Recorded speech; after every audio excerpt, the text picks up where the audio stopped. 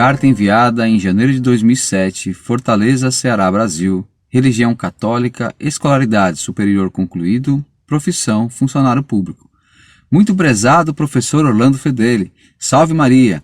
Desejo ao Senhor e à Associação Cultural Monfort um feliz e santo ano de 2007, na expectativa de que muito em breve teremos a grande alegria de ver publicado o moto próprio do Papa Bento XVI, liberando a Santa Missa de sempre. Com isso, a batalha não está ganha. A liberação da missa de sempre não significa que a tenhamos, pelo menos de imediato. Por exemplo, qual padre aceitará celebrar aqui em Fortaleza a missa segundo esse rito? Conheço 3 padres e um bispo, com mais de 50 anos de sacerdócio, e eles certamente a celebraram no passado, mas não sei se estarão dispostos a celebrá-la hoje, mesmo havendo uma liberação do Papa. Um desses padres, certo dia, reclamava que na missa o povo não se balançava, dizia: "Vamos nos animar, minha gente, parece até que vocês engoliram um cabo de vassoura."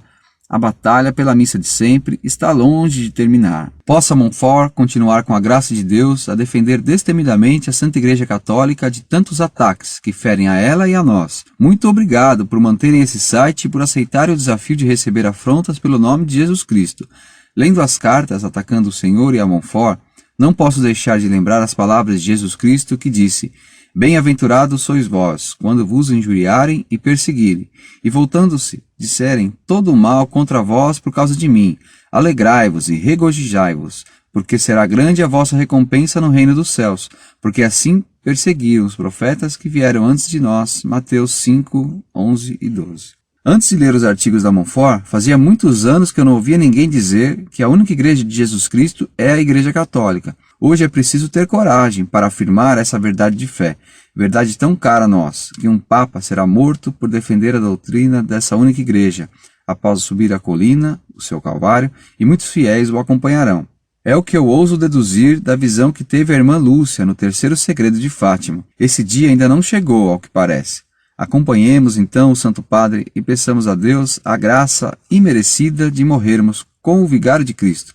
Morrer pela fé católica seria a certeza de irmos ao céu e de termos nossos horríveis pecados perdoados pela misericórdia de Deus. Prega-se hoje a tolerância com todas as doutrinas religiosas, sejam elas protestantes, pagãs, esotéricas, menos com a doutrina católica. Contribui para isso o ensinamento do Concílio Vaticano II, com aquela história de dizer que fora da igreja há elementos de salvação. Então a consequência prática não se fez esperar. Afinal, se fora da Igreja Católica há elementos de salvação, posso sair dela e ir para outras religiões. Dentro de minha família, esse tipo de pensamento começou a fazer suas vítimas. Algumas pessoas viraram protestantes, outras misturaram o catolicismo com doutrinas pagãs, cultos africanos. Um tio meu, que há tempos chegou a ser seminarista, tornou-se Rosa Cruzes, e eu entrei para a renovação carismática. Graças a Deus não estou mais nela. Peço sua permissão, professor, para contar-lhe o fato mais doloroso dessa sequência de conversões ao contrário. Meu padrinho de batismo, que é também o irmão mais jovem de minha mãe, tornou-se maçom em 1985. Antes de ingressar naquela sociedade secreta, foi pedir conselho ao nosso pároco, perguntando-lhe se era pecado. O padre disse-lhe que não havia nada demais, que a maçonaria era uma sociedade filantrópica, não uma religião que se podia entrar nela sem deixar de ser católico. Na verdade, penso que se o pároco tivesse dito não, meu padrinho teria ingressado mesmo assim na maçonaria, pois seu desejo de entrar nela era muito grande. Com lágrimas nos olhos, minha mãe lembrou ao meu padrinho os tempos em que eles passavam as noites adorando o Santíssimo Sacramento na igreja de São Benedito, onde havia adoração perpétua a Jesus sacramentado, até mesmo de madrugada. Lembrou-lhe o exemplo de minha avó, que sendo católica jamais consentiria naquilo se fosse viva. Isto é, jamais permitiria que um filho dela se tornasse maçom. Não houve jeito. Meu padrinho de batismo tornou-se maçom naquele mesmo ano. Foi um grande desgosto para minha mãe. Resultado: maçom há mais de 20 anos. Certamente já é mestre, embora eu não saiba qual o seu grau. Continua frequentando a igreja, a receber a comunhão, mas suas conversas conosco sempre terminam em louvores à maçonaria. Há vários anos criei coragem e mostrei-lhe a Declaração da Santa Sé, publicada em 1983 e aprovada pelo Papa, na qual se proíbe o ingresso dos católicos naquela sociedade secreta, declarando os desobedientes como em estado de pecado. Mas ele teve uma reação violenta, chamando o Papa de idiota e de outros adjetivos lá que não lembro. Desisti. Hoje evito conversar com ele, não adianta. Pergunto, então, o que devo fazer? É meu padrinho de batismo, a ele foi confiado o zelo pela minha fé. Hoje ele não é mais católico, embora se diga católico e frequente a igreja. Está em heresia, e não só não aceita argumentos contrários, como os repele com violência. Creio não haver nenhum remédio, senão rezar. Passaram-se os anos e comecei a ler sobre a infiltração da maçonaria dentro da igreja. Algumas notícias, nada com maior profundidade, mas foi o suficiente para me deixar muito impressionado. Seria possível? João 23 tinha amizade com maçons. Os maçons se dizem uma sociedade que em todos os homens de todos os credos se podem encontrar. Ela abraça todas as religiões. É o que meu padrinho vive repetindo. Nós, maçons, aceitamos todas as religiões. Depois do Concílio Vaticano II, a igreja começa a se abrir a outras religiões e a dizer, elas têm parcela de verdade, Deus age nelas. Coincidência? Monsenhor Lefebvre falou sobre isso também, e sua afirmativa vem reproduzida em um livro que adquiri há pouco, chamado Tradição versus Vaticano.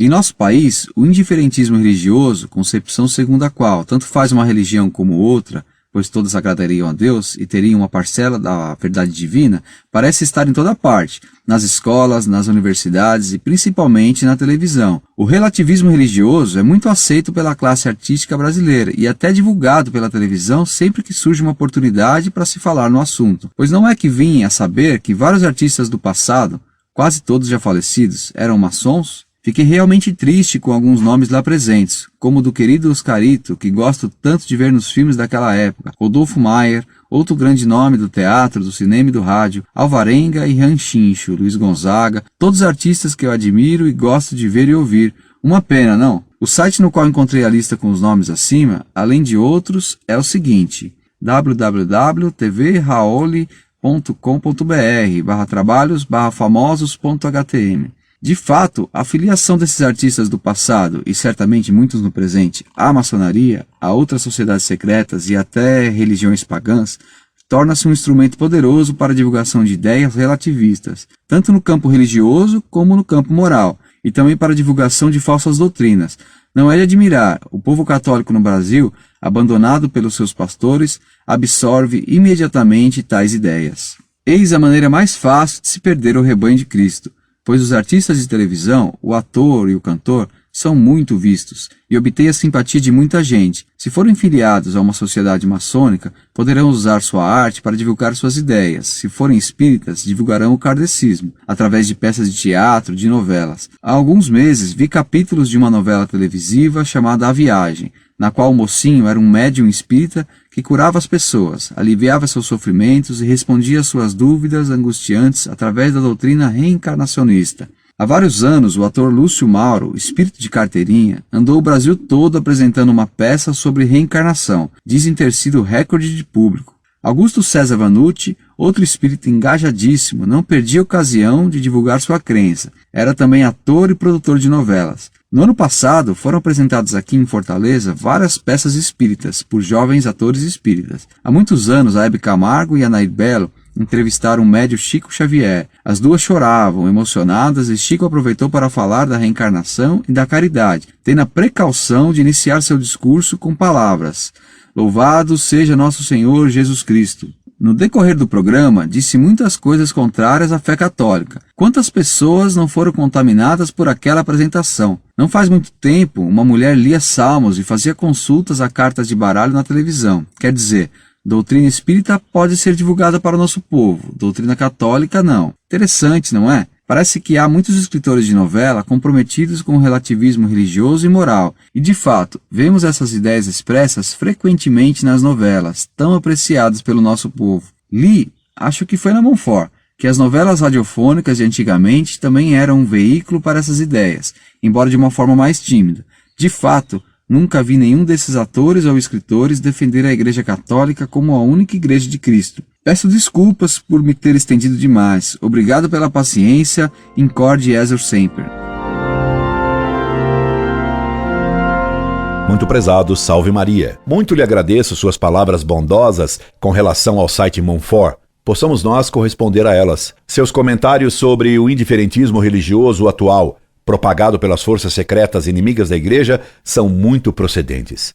E achei interessantíssimas suas informações sobre tantos artistas e cantores que, tendo entrado para a maçonaria, usavam de seu prestígio ou para difundir heresias e indiferentismo ou para atacar a Igreja. De fato, se alguém ataca qualquer religião, isso é tido como ofensa a direitos. Mas atacar e difamar a Igreja Católica nunca é tido como violação dos direitos dos fiéis católicos, mas como prova de espírito esclarecido e antifanático. E o Concílio Vaticano II favoreceu esse indiferentismo pela defesa da liberdade de religião. Defender a liberdade de religião é como defender os direitos de proliferação das bactérias e dos vírus em um hospital. Um absurdo. O erro não tem direito a ser propagado.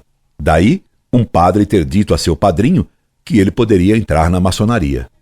Se João XXIII disse ao barão Yves de Marsodon que ele deveria continuar na maçonaria, por que um padre no Ceará iria dar conselho diferente? Afinal, a mídia não canonizou o Papa João XXIII como o Papa bom? Bom para quem? Bom para os objetivos das sociedades secretas? Incorde Jesus Semper, Orlando Fedeli.